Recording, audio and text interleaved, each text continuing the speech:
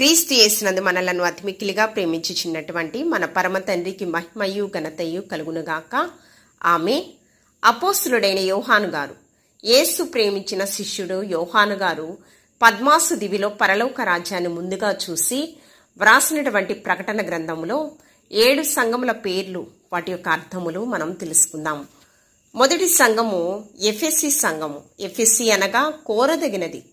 ఇది హెచ్చరిక కాలాన్ని తెలియపరుస్తుంది, అపోస్తుల కాలం నాటిది.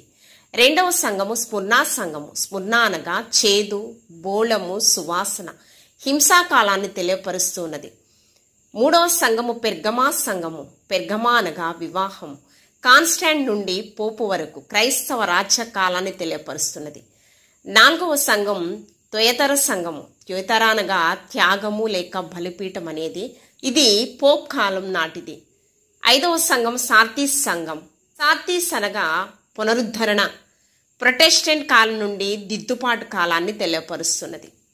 ఆరవ సంఘం ఫిలదెల్ఫియా సంఘం.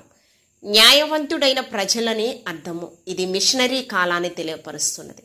ఏడవ సంఘం లవోదికయా సంఘం. లవోదికయా అనగా సోదర ప్రేమ, ప్రస్తుత కాలం నుండి రెండవ రాకడ వరకు సూచిస్తూ ఉన్నది. దేవాతి దేవుడు మిమ్మలను బహుగా దీవించి ఆశీర్వదించునుగాక. ఆమేన్.